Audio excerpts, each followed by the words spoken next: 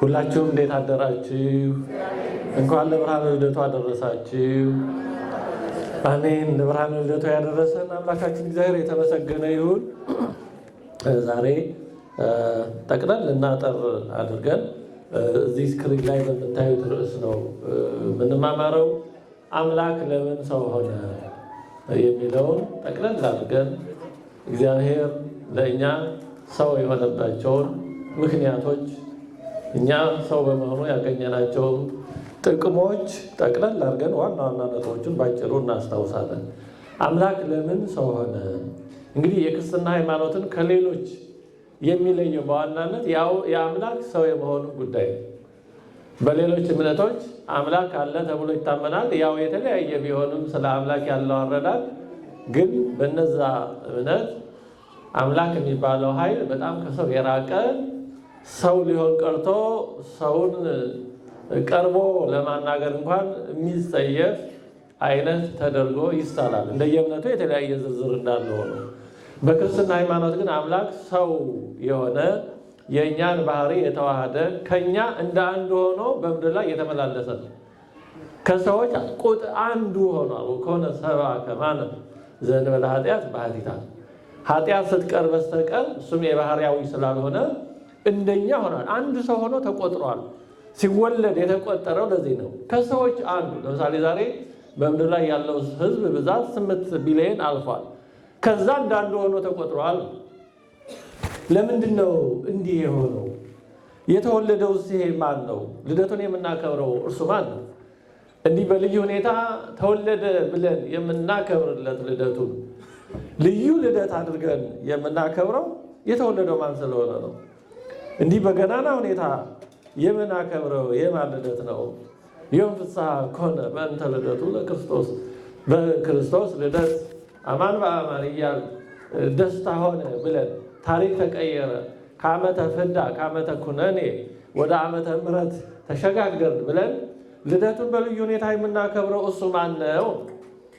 የተወለደው ራሱ እግዚአብሔር ነው። ሰው የሆነው ራሱ እግዚአብሔር ነው።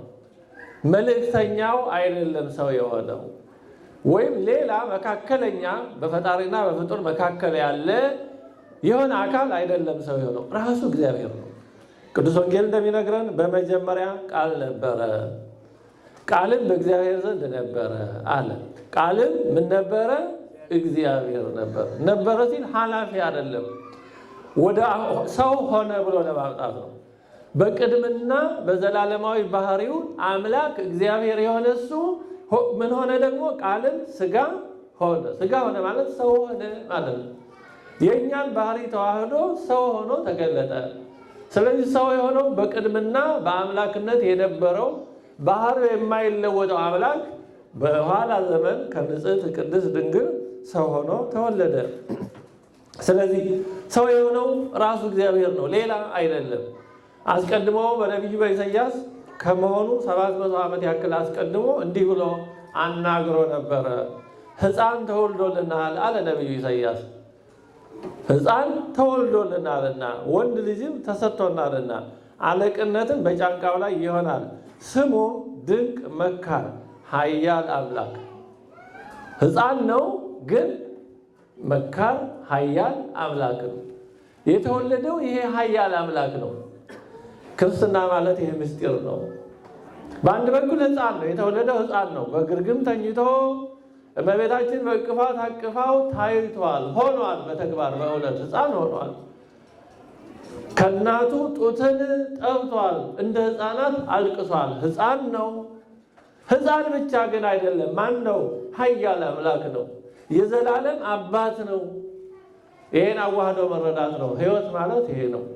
እውነተኛ የሕይወት መንገድ ማለት ይሄን አዋህዶ መረዳት ነው። ሕፃኑ የዘላለም አምላክ ነው። ሕፃኑ የዘላለም አባት ነው። ያ የዘላለም አባት ደግሞ ሕፃን ሆኗል። ይሄ ድንቅ ምስጢር ነው። ድንቅ ምስጢር ነው። በአይምሮ ተረድተን ልንደርስበት ልናብራራው አንችልም። በማንከር በማዘከር በመደነቅ ነው የሚጨረሰው። በማብራራት በመረዳት አይጨረስም። የአይምሮ የህሊና ስንቅ ነው። ስለዚህ ዘላለማዊው አምላክ ሕፃን ሆኖ ተወለደ። ያ ሕፃን ሆኖ የተወለደው ደግሞ ዘላለማዊ አምላክ ነው። የተወለደው ያ ዘላለማዊው ኃያል አምላክ ነው። ልደቱን ልዩ የሚያደርገው ይሄ ነው። ያ የተወለደው ኃያል አምላክ ስለሆነ ነው እንጂ ኃያል አምላክ ሳይሆን የሆነ ሰው ወይም መልአክ ወይም የሆነ ነገር ቢሆን ኖሮ የተወለደው ወይም ተወሰነ ሊከበር ይችላል። የቅዱሳንንም ልደት እናከብራለን። እንደዚህ ሆኖ ግን አይከበርም። የቅዱሳን ልደት መሰረቱ የክርስቶስ ልደት ነው። በእርግጥ ብዙ የቅዱሳን ልደት ያን ያክል ብዙ ልደት ቀናቸው ብዙ አይታወቅም። በጣም የተወሰኑ ናቸው። ከቅዱሳን ልደታቸው በጎላ በታወቀ የሚከበረው የእመቤታችን የዮሐንስ መጥምቅ ናቸው። ከዛ ባለፈ ያንዳንዶቹ ይታወቃል። የአቡነ ተክለ ሃይማኖት እንደዚህ። በአብዛኛው ግን ቅዱሳን የሚከበረው ያረፉበት ነው። ምክንያቱም ለዘላለም ሕይወት ለክብር በጎላ ሁኔታ የተወለዱት በዕለተ ዕረፍታቸው ነው። ወይ ሰማዕትነት በተቀበሉበት ወይ ቅዱሳኑ ባረፉበት። የክርስቶስ ልደት ልዩ ሆኖ የሚከበረው አምላክ ሰው የሆነ ይሄ ዘላለማዊ አምላክ ሕፃን ሆኖ የተወለደበት ልዩ ዕለት ስለሆነ ነው። መድኃኔዓለም ኢየሱስ እንዲህ አለ፣ እኔ ኢየሱስ የዳዊት ስርና ዘር ነኝ አለ። ልብ በሉ፣ የዳዊት ምንና ምን ነኝ አለ? የዳዊት ስርና ምን ዘር። የዳዊት ስርም ነኝ ዘርም ነኝ አለ። ምን ማለት ነው? ማንኛው ይቀድማል? አሁን በአንድ ዛፍ ከስርና ከዘር ማንኛው ይቀድማል? ዘር ይቀድማል። ግን ዘር ከየት ይመጣል? ስር ከሌለ ስሩ በቅሎ አድጎ ነው አይደለም ፍሬ የሚያፈራው ደግሞ። ስለዚህ ስር ከሌለ ዘሩ ከየት ይመጣል? የዶሮና የእንቁላል ጥያቄ ነው ማለት ነው። ስሩ እንዳንል ዘሩ ከየት ይመጣል? ዘሩ እንዳንል ስሩ ከየት ይመጣል? ስለዚህ ክርስቶስ እንደዚህ ነው። የዳዊት አምላክ ነው፣ ግን የዳዊት ልጅ ተብሏል። የዳዊት ልጅ ተብሏል፣ ተቆጥሮለታል። ከዳዊት ነው የዘር ሐረጉ የተቆጠረው። ማቴዎስ ወንጌል ምዕራፍ 1 ላይ የዘር ሐረጉን ዳዊት ልጅ የአብርሃም ልጅ ብሎ ያመጣ የዳዊት ልጅ ነው። የዳዊት ልጅ ሆይ ይቅር በለን ተብሏል። ግን የዳዊት ምኑ ነው ደግሞ? ፈጣሪው ነው። ዳዊትን ያስገኘው ደግሞ ክርስቶስ ነው። ክርስትና ማለት ይህንን አዋህዶ መረዳት ነው። አንዳንዶች የዳዊት ፈጣሪነቱን ብቻ ይዘው ከዳዊት ዘር መወለዱን ሳያውቁ ይቀራሉ። ጎደሎ ነው። አንዳንዶች ደግሞ የዳዊት ልጅ ብቻ መሆኑን ይዘው መሲህነቱን ተቀብለው የዳዊት ፈጣሪ መሆኑን ደግሞ አይቀበሉም። ይሄም ጎደሎ ነው። ጎደሎ እምነት አይጠቅምም። ግማሽ እውነት የለም።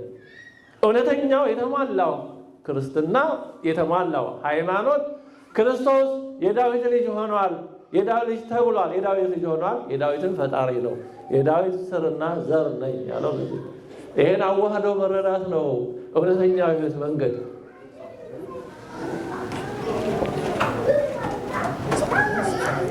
ሮሜ 9:5 ላይም ቅዱስ ጳውሎስ ከነርሱ ከአይሁድ ማለት ነው ክርስቶስ በሥጋ መጣ፣ እርሱም ከሁሉ በላይ ሆኖ ለዘላለም የተባረከ አምላክ ነው፣ አሜን።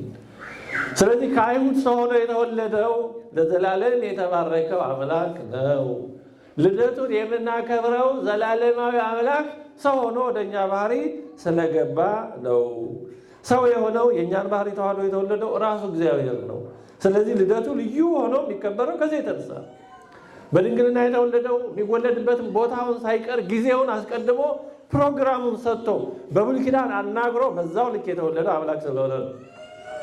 ማንም ሰው በራሱ ፕሮግራም መወለድ አይችልም። ሁላችን የተወለድነው እግዚአብሔር ባዘጋጀው እንጂ ከገሌ ልወለድ፣ እንዲህ ባለ ሀገር ልወለድ፣ እንዲህ ባለ ዘመን ልወለድ ብሎ የተወለደ ማንም ሰው የለም።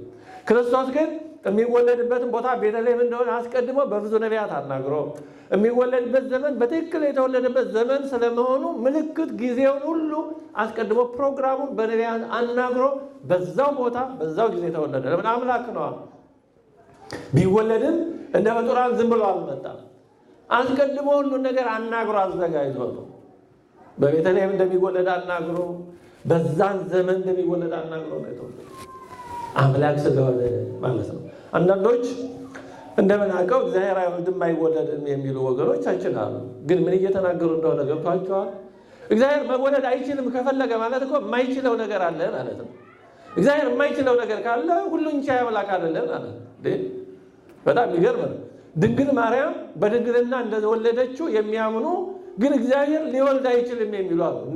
እሱ የፈጠራት ድንግል ማርያም ያለ ወንድ ዘር መውለድ ከቻለች እግዚአብሔር ለምንድን ነው ያለ ሚስት መውለድ የማይችለው?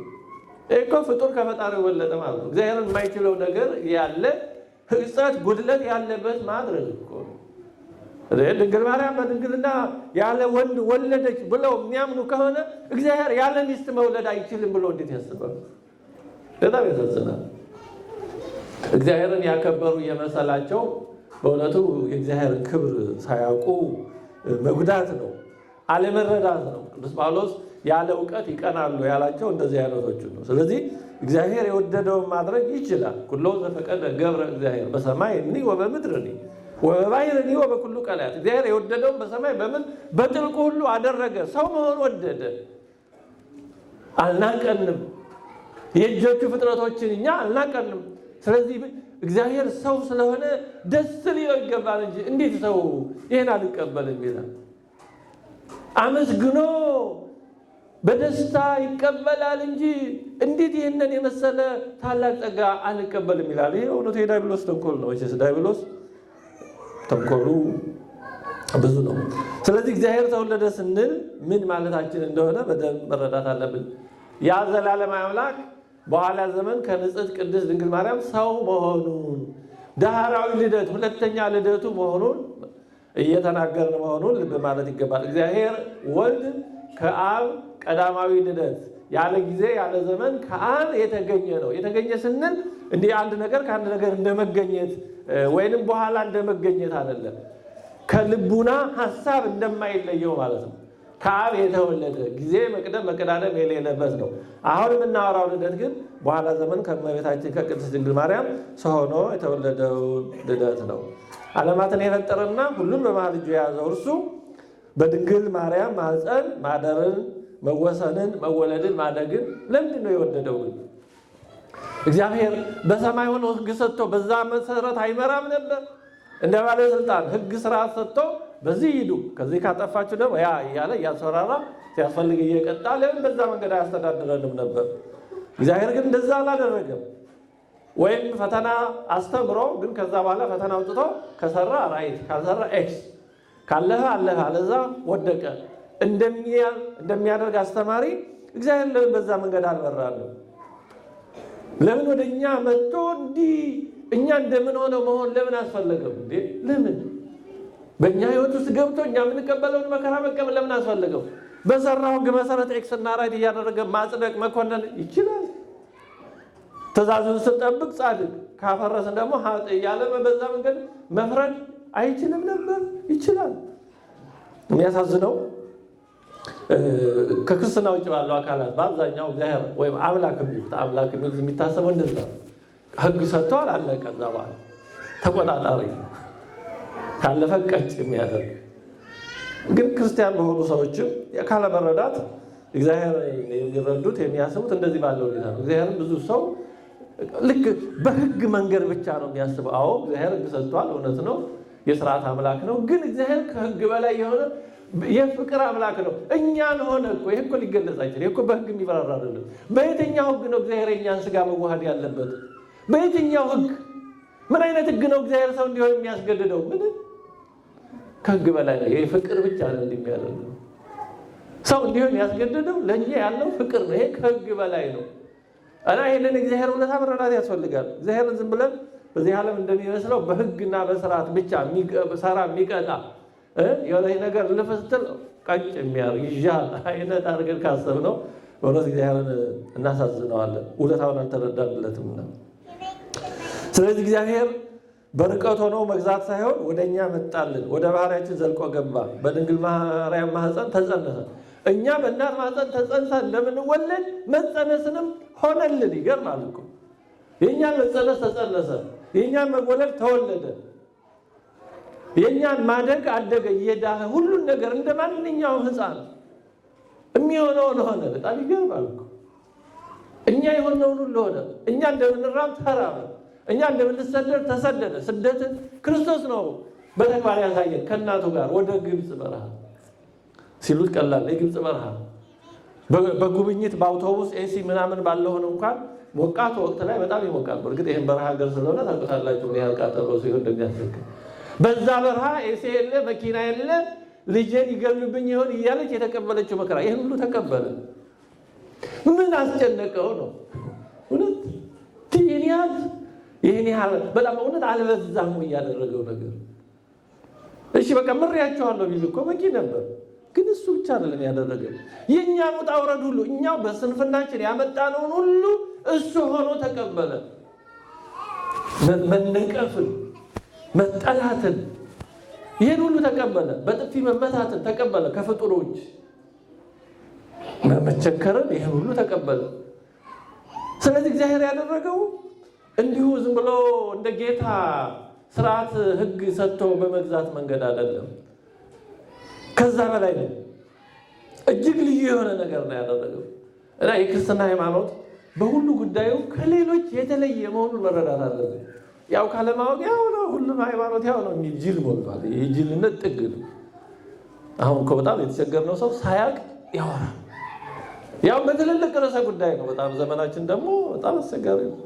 አንድ የሩሲያን አብዮት ከቀሰቀሱት ክፉ ሰዎች አንዱ የክርስትና ሃይማኖት ብሏል። የክርስትና ሃይማኖት እያንዳንዱ አንቀጹ በዓለም ላይ ካሉት እምነቶች ከሁሉም ጋር በእያንዳንዱ ጉዳይ ላይ የማይስማማ ነገር ነው።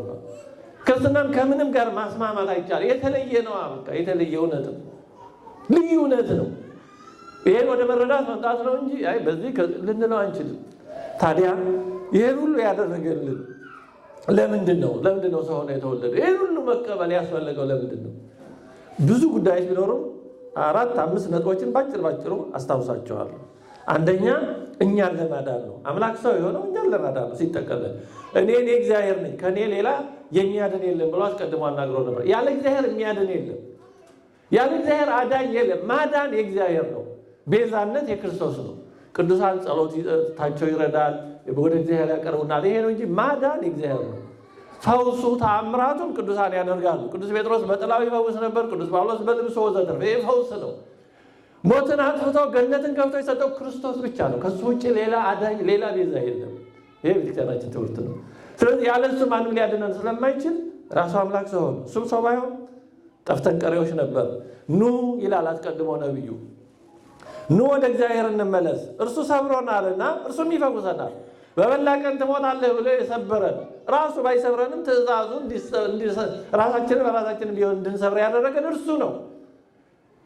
ስለዚህ እሱ የሰበረንን ሊጠግነን የሚችለው እሱ ነው። እሱ ሰብሮናል፣ እሱ ይፈውሰናል። እርሱ መጥቶናል፣ እርሱም ይጠግነናል አለ። ያለ እግዚአብሔር ሌላ ማንም ሊጠግነን አይችልም ነበር። ማንም ገነትን ሊከፍትልን አይችልም ነበር። ማንም ሞትን ሊያጠፋልን አይችልም ነበር። ማንም ሕይወትን ሊሰጠን አይችልም ነበር። ስለዚህ ይህንን ሞትን አጥፍቶ ሕይወትን ለመስጠት ሰው ሆነ። ልጅም ተወልዳለች፣ እርሱም ሕዝቡን ከኃጢአታቸው ያድናቸዋልና ስሙን ኢየሱስ ትለዋል። ኢየሱስ ማለት መድኃኒት ማለት ነው። ኢየሱስ ማለት መድኃኒት ማለት ነው። ኢየሱስ የተባለው ስለሚያድን ነው። መድኃኒት ነው። ስሙ መድኃኒት ነው። ሁለንተናው መድኃኒት ነው። መድኃኒዓለም ኢየሱስ ክርስቶስ ስሙ የተመሰገነ ይሁንና፣ ስለዚህ እኛን ለማዳን ሰው ሆነ። እኛን ለማዳን እርሱም ኃጢአትን ሊያስወግድ እንደተገለጠ ታውቃላችሁ ይላል። ተደጋግሞ የተጻፈ ነው። ስለዚህ የዲያብሎስን ስራ እንዲያፈርስ የእግዚአብሔር ልጅ ተገለጠ። ዲያብሎስ በአዳምና ሔዋን ተተንኩሎ ተጠቦ በስጋ ከዚህ ተሰውሮ ምክንያተ ሞት ሆኖ ያመጣው እግዚአብሔር ደግሞ በበለጠ ጥበቡ በእኛ ስጋ ተዋህዶ የዲያብሎስን ጥበብ በጥበቡ ሻረበት። ዝም ብሎ ቢያድንን ዲያብሎስ አይ በጥበብማ እኔ በልጠው ነበረ፣ እሱ በጉልበት በለጠኝ አሸነፈኝ እንዳይል ዲያብሎስ ባልጠረጠረው ዲያብሎስ በስጋ ከዚህ በእባብ ስጋ ተሰውሮ አዳምና ሔዋን እንዳሳተ አስቶ ነበርና ክርስቶስ ደግሞ በእኛ ባህሪ ተሰውሮ ተዋህዶ ዲያብሎስ እንድል አደረገው በበለጠ ጥበቡ።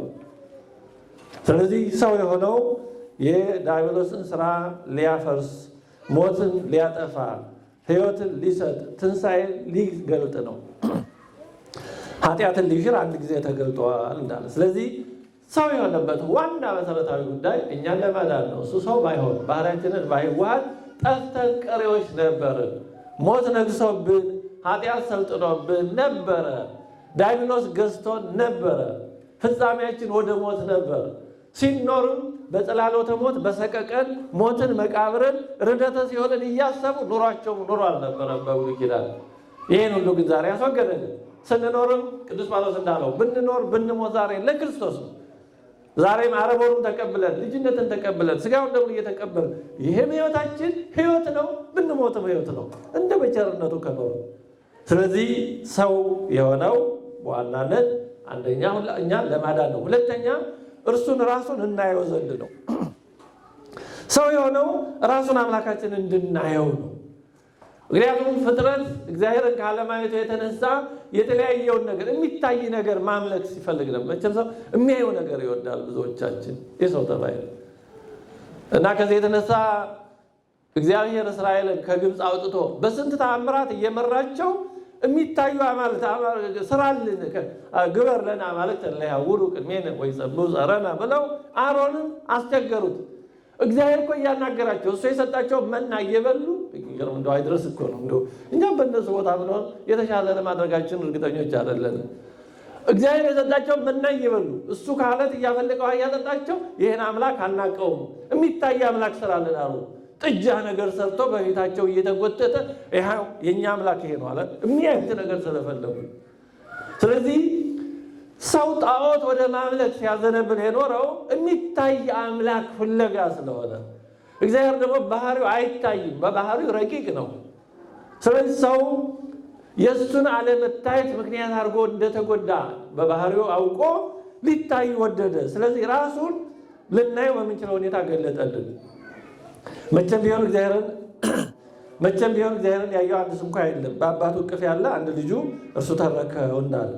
ስለዚህ አካላዊ ቃል በአባቱ እቅፍ ማለት ከአባቱ ጋር ያለ እሱ መጥቶ ነገረ ከአብ ዘንድ መጣሁ ወደ አብ እሄዳለሁ እንዲህ እያለ እኔን ያየ አብን አይቶሃል አለ። ስለዚህ ወልድን አየን፣ በወልድ አብን አየን፣ እግዚአብሔርን አየን። ራሱ ቃል እግዚአብሔር ነውና አምላካችንን አየነው። ስለዚህ ዛሬ እግዚአብሔርን አላየሁም ብሎ ማመካኘት አይቻልም። ቅዱስ ዮሐንስ በመልእክቱ ስለ ሕይወት ቃል ከመጀመሪያው የነበረውንና የሰማነውን በዓይኖቻችንም ያየነውን የተመለከትነውን እጆቻችንም የዳሰሱትን እናወራለን። ሕይወትም ተገለጠ። ሕይወት እግዚአብሔር ነው። ስለዚህ እግዚአብሔር ተገለጠ፣ አይተንማል፣ እንመሰክርማለና ከአብ ዘንድ የነበረውንም ለእኛም የተገለጠውን የዘላለምን ሕይወት እናወራላቸዋለን። ስለዚህ ሕይወት ተገለጠ። ሐዋርያት አዩት፣ አብረውት ኖሩ፣ አብረውት በሉ፣ አብረውት ተመላለሱ። በምድር ላይ ተመላለሰ። አምላካችንን አይተነዋል። ዛሬ እግዚአብሔርን አላየሁትም ማለት አይቻልም። በምድር ተመላልሷል። በእውነት እነዛ መድኃኒዓለም ኢየሱስ በምድር ላይ የተመላለሰባቸው ዓመታት እንዴት ያለው የተለዩ የተባረኩ ናቸው። ብፁዕ ቅዱስ አቡነ ሽኖዳ እንዲያው የጌታችንን ድምፅ የሚቀርጽ መሳሪያ በዛን ዘመን ባለመኖሩ በጣም እናዝናለን ብለዋል። በጣም ትልቅ ነገር ነው በእውነት እውነት ያን የጌታችን ሲናገር ድምፁ ተቀርጾ ቢሆን ኖሮ እንዲህ የምር ሲመላለስ ቪዲዮ ኖሮ ቢሆን ኖሮ እንዴት ድንቅ ነገር ነበር። አትመኙም? እንደዛ ግን አለን። አሁን ነው ስጋውን እየበላ ነው ደሙን እየጠጣ ነው። ከቪዲዮ በላይ ከመቅረጽ በላይ በአካል አብሮን አለ። ግን መቼም ደግሞ ያው ማየትም ስለምንፈልግ እንጂ አብሮን ነው እና በምድር ላይ ተመላአየ ነው።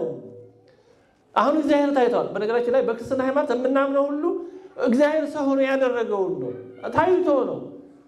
ሌላ መምህር የላችሁም ያለው ለዚህ ነው። መምህር አትባሉ የተባለው ለዚህ ነው። መምህራችን እሱ ነው። ሌሎች መምህራን ሁሉ በከመይቤ ነው የሚሉት። ክርስቶስ እንዳለ ነው ምንለው። ሌላ ማንም ከራሱ አቅቶ መናገር አይቻልም። ስለዚህ እሱ ራሱ አየ ነው። ቅዱስ ዮሐንስ አፈወርቅ ይህን ሲያስረዳ ምን አለ? ሰዎች ከጆሮቻቸው ይልቅ አይኖቻቸውን የበለጠ ያምናሉና ያላዩትን ነገር ይጠራጠራሉና ስለዚህ ራሱን ሰው ሆኖ ሊያሳየን ወደደ። ይህም ጥርጣሬን ሁሉ ከኛ ያስወግድልን ዘንድ ነው። እችም ከምንሰማ ምናየውን እናስበልጣለን። ስለዚህ ምንም በድምፅ ቢሰማ፣ በነቢያት ቢሰማ፣ በደብረ ሲና ድምፅ ቢያሰማ ሰው ያላየውን ነገር እርግጠኛ መሆን ስለሚቸግረው ራሱ ታየ፣ ጥርጥርን አስወገደ። እግዚአብሔር ይኖር አይኖር የሚለውን ሁሉ አስወገደ። በተጨባጭ በምድር ላይ ታየ። ከዚህ በላይ ምንም ልንጠይቅ ልንጠብቅም አንችልም። ሌላው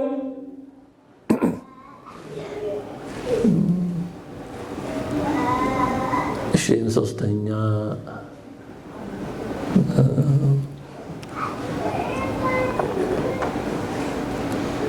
ሶስተኛ በዚህ ዓለም እንዴት መኖርና ምን ማድረግ እንዳለብን በተግባር ለማስተማር ነው ሰው ሆኖ የተገለጠው። ትእዛዝ መስጠት ቀላል ነው፣ ግን ሰርቶ ማሳየት ከባድ ነው። ለሰው የሚያስፈልገው መንገር ብቻ ሳይሆን ሰርቶ ማሳየት። ማዘዝማ በጣም ቀላል ነው። እንዴት ነው ከባዱ ጥያቄ። አንድ ሰው ቤተክርስቲያን አርፍዶ ሲሄድ እናቱ ለምን አረፈድክ አለችው። እሷ ሸምገል ብላ አልሄደችም ነበር በዛ ጊዜ። አይ ሰባኪው እንዲህ አድርጉ እንደዚህ አድርጉ እያለ በጣም ረጅም ሰዓት ወሰደ አላት። ነው አለችው። አይ እኔ መሆን ኖሮ ግን አላት ባጭሩ እንዲህ አድርጉ ብዬ በቃ ባጭር ደቂቃ ውስጥ ነበር ትምህርቱን የሚጨርሰው እኔ መሆን ኖሮ አለችው። ይቅርታ ለእናቱ እንደዛ አላት። በዚህ ጊዜ እናቱ አንድ ጥያቄ ያቀረበች፣ እንዴት ብለው ቢጠይቁስ አለች። ከባድ ጥያቄ። እንዲህ አድርጉ ምን በጣም ቀላል ነው። እንዴት የሚለው ነው ከባድ ወዳጅ። ከዛ በላይ ደግሞ ሰርቶ ማሳየት ነው በጣም ከባድ። ስለዚህ አምላካችን ትእዛዛትን መስጠት ብቻ ሳይሆን እንዴት እንደሚደረጉ ራሱ ሰርቶ አሳየን። ብሎ ማኑዋል መስጠት ፎርሙላ አይደለም፣ ራሱ በተግባር እንዴት ነው መውደድ የምንችለው? ይቅር ማለት የሚቻለው እንዴት ነው? በተግባር አሳየን። ይሁዳን ያክል ሰው ተሸክሞ አሳልፈው እንደሚሰጠው እኛ ሰው ብንሸከም ስለማናውቀው ይሆናል ቀድመን እያወቀው ይሁዳን ተሸክሞ ጠላቶችን ሁሉ ይቅር በማለት የሚሰቅሉትን ይቅር በላቸው በማለት ወዳጅ። አሁን ዝም ብሎ ይቅር በሉ ቢል ከባድ ነው። እሱ ሰርቶም ስላላሳየን ይከብዳል። ግን እየተቸነከርሽ በሰላም ጊዜ የሚቅር በሉ ማለት ቀላል ነው። ግን እየቸነከሩት በጣም ሲሉት ቀላል ነው። ተጠማው ሲል እንኳን እንዲሁ የሚሞት ሰው ያሳዝናል። ተጠማው ሲል እንኳን ውሃ ትንሽ ውሃ እንኳን መስጠት አቅቷቸው መራራ ሐሞት ሰጡት። ለነዚህ ነው ይቅርታ የጠየቀው። ስለዚህ አሁን እኛ ይቅር ላለ ማለት ምን ምክንያት አለ? የሰቀለን የቸነከረን አይደለም። ይሄው ነገር ተናገረኝ ፊቱን አከፋብኝ ብሎ ይቅር ላለ ማለት ለመጥላት ምክንያት የለ። ይሄው በተግባር የታየው እንዴት ይፈርዳል። ምህረትን ማድረግ እንዴት እንደሆነ መጾም፣ መጸለይ፣ መከራን መታገስ፣ ድል ማድረግም እንዴት እንደሆነ በተግባር ነው ያሳየን። በተግባር ሰርቶ ከኔ ተማሩ አለ። የደቀ መዛሙርቱን እግር እያጠበ ይኸው እኔ መምህር ጌታ ነኝ። አዎ ልክ ነው። እኔ መምህር ጌታ ሲሆን የእናንተን እግር ካጠብኩ እናንተ እርስ በርሳችሁ እንደዚሁ እንድታደርጉ አርአያ ትቼላችኋለሁ። ይኸው በተግባር ነው ያሳየን እንጂ ትእዛዝ እግራችሁን ተጣጠቡ አይደለም ያለው። በተግባር እያጠበ አቤት እንዴት ይገለጻል! ጴጥሮስ እኮ አንተ እንዴት ታጥበኛለህ ያለው ፍርዱ ነው። ዘላለማዊ አምላክ እግር ዝቅ ብሎ ሲያጥብ ይጨንቃል። ሰው እንኳን ሁላችንም ሰዎች ሆነን ሰው እንኳን እግር ሊያጥብ ሲል ተው ማለት ስለማይቻል ለክርስትና እንጂ ይከብዳል። ሰው እንኳን ግን አምላክ ነው ተንበርክኮ እግሩን ያጠበው። በተግባር ግን አሳይቷል። ሰው እግር ልጠብ ሲል አይሆንም ማለት ታጠብም አይባልም። ክርስቶስ ያሳየው ነው። በተግባር ነው ሁሉን ያሳየን። ሁሉን ነገር በተግባር አሳየን። በተግባር ምንም ያላስተማረን ነገር የለም። ስለዚህ እኛ ላለማድረግ ምንም ምክንያት የለንም። ራሱ ነው ያሳየው ሁሉን ነገር በተግባር አሳይቶ በተግባር ነው ያስተማረን። እውነቱን ለመናገር እሱ ሰው ሆኖ ባያሳየን ኖሮ እኔ ራሴ ነው በህሊና አንዳንድ ጥያቄዎች ሲመጡብኝ ወይ ግን መልሰ ሰው ሆነ ስላሳየን ምክንያት የለም። በቃ መልሶ ዘዋል። አሁን በምድር ላይ የሚሆነው ግፉ፣ መከራው፣ ኢፍትሐዊነቱ ያ ሁሉ ሲታሰብ ረን ግን እሱ ራሱ ተቀብሎታል። ራሱ ግፍን ተቀብሏል። ኢፍትሐዊነትን ተቀብሏል። መከራን ተቀብሏል። ስለዚህ ምን ማድረግ ይቻላል? ተቀብሎ ማለፍ እንደሚገባን በተግባር ሰርቶ አሳይቷል። ምንም ማባረር አይቻልም። መልሱ እሱ ተግባር ላይ አለ። ምንም ወዴትም መሄድ አይቻልም። እውነት ሰው ሆኖ እንደዚህ በተግባር ባያሳየን ኖሮ ግን ብዙ ጥያቄዎች መልሳቸው ሩቅ ነበር። አሁን ትምህርቱ ትእዛዙ ሊኖር ይችላል። ግን በተግባር የሚመጡ ፈተናዎች፣ ጥያቄዎች ተግባራዊ መልስ ይፈልጋል። ዝም ብሎ ጥቅስ በመጥቀስ ብቻ ላይመለሱ ይችላል። የጌታችን ተግባሩ ግን ከጥቅስ በላይ ቀኝም ግራም አያሰኝ። በጥፊ መመታትን ሁሉ ተቀበለ። ምራቃቸውን እርኩስ ምራቃቸውን ትፋሉበት። ይሄን ሁሉ ተቀበለ። ሎቱ ሰባትን አንተ ሳምራዊ ነህ ጋኔል አለብህ አሉት። ክርስቶስ ጋር አይግባውና ኧረ እናንተ እንደዚህ አትበሉ፣ እኔ ጋኔን የለብኝም አላፈር ልብላና አልቀሰፋቸው። እውነት ይሄ እኮ መሬት ተከፍታ እንድትውጥ የሚያደርግ ነው። ጋኔን አለብህ ብሎ እንዴ በትዕግስት ነው። ይሄ ሁሉ በተግባር ስላሳየን ምን ማድረግ እንችላለን? ላለመታገስ ምንም አማራጭ የለንም። ጠላቶቻችንን ላለመውደድ ምንም አማራጭ የለንም። እሱ በተግባር አሳያ፣ ወዴት ይኬዳል? ስለዚህ በተግባር ያሳየው ነገር ለሁሉ ጥያቄ መልስ ነው። በእውነቱ እኔ እውነቴን ነው በራሴ በተለይ በዚህ ዓለም ያለው ግፉ ነውሩ በጣም ሲነሳ ይኸው በተግባር እሱ ራሱ ተቀብሎ ወደ ዲኬደ በራሱ ተቀብሎ አሳየኝ። ሩቅ ሆኖ ታገሱ። ክብር የሚገኘው በመከራ በማለፍ ነው አይደለም ያለው። ራሱ የመከራው አካል ሆነ። መንገዱ ይሄ መሆኑን አሳየን። ስለዚህ ቀኝም ግራ ማለት አይቻልም። በተግባር ሁሉ ነገር አድርጎ መልሶልናል። ሰው የሆነው ለዚህ ነው። ሰው የሆነው ለዚህ ነው። ለዚህ ነው መድኃኒታችን እኔ መጥቼ ባልነገርኳቸውስ ኃጢአት ባልሆንባቸውም ነበር፣ አሁን ግን ለኃጢአታቸው ምክንያት የላቸውም ማለት። ምክንያት ያላስተማረው ስለሌለ ዛሬ ለማያምን በኃጢአት ለሚኖር ምክንያት የለውም። ምክንያቱም ሁሉ ነገር ተመስልሷል፣ ሁሉ ነገር ትምህርቱ ተሰጥቷል። ምክንያት የለም፣ ምክንያት የለም። ሁሉ ነገር በክርስቶስ ተመልሷል። ሌላው ለዓለም ደስታን ለመስጠት ነው። ደስታ ከሰው ልጅ ርቆ ነበር ከኃጢአት ከአዳም ከሔዋን ውድቀት ጀምሮ። ስለዚህ በልደቱ ሰው በመሆኑ ደስታ ወደ ምድር ላይ ተመለሰ። በእመቤታችን ብስራቱ ይጀምራል ደስታው። ተፈሥሒ ደስ ይበልሽ ብሎ መልአኩ ሲያበስራት ደስታ ወደ ዓለም መግባት የደስታ ጮራ መፈንጠቅ ይጀምራል። በልደቱ ፍጹም ይሆናል። በትንሣኤው ደግሞ የተረጋገጠ የተሟላ ይሆናል። ስለዚህ ደስታን ወደ ሰው ልጆች የመለሰው የሱስ ሰው መሆን ነው። ባህሪያችን ሐዘንተኛ ነበርና እረኞችን መልአኩ ለሕዝቡ አትፍሩ፣ ለሕዝቡ ሁሉ የሚሆን ታላቅ ደስታ የምስራች እነግራችኋለሁና ያላቸው ለዚህ ነው። የማዳንን ደስታ ስጠኝ፣ በማይነገር ክብር በሞላበት በማይነገርና ክብር በሞላበት ሐሴት ደስ ይላቸዋል ይላል። ዛሬ የተወደዳቸው እግዚአብሔር ሰዎች እኛ የተሰጠን ደስታ የማይነገር ነው። ከመነገር በላይ የሆነ ደስታ ነው።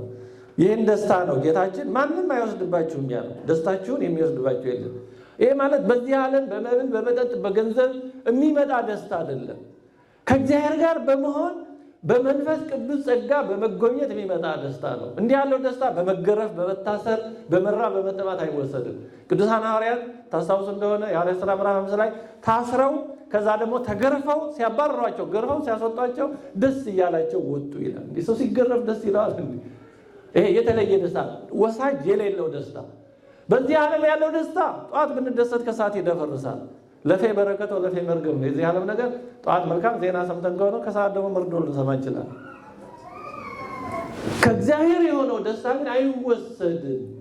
ሰማዕታት እየተሰቃዩ ስቃዩ ቢሰማቸው በውስጣቸው ግን ደስታ ይሰማቸው ነበር።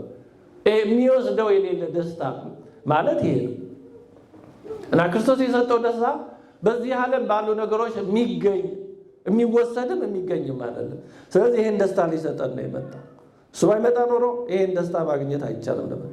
አምስተኛ ለሰው ልጅ ሰላምን ለመስጠት ነው። ልክ እንደ ደስታ ሁሉ ሰላምን ከሰው ልጅ ርቆ ነበር። ስለዚህ በልደቱ ሰላም ታወጀ። ስብሐት ለእግዚአብሔር በሰማያት ወሰላም በምድር ተባለ።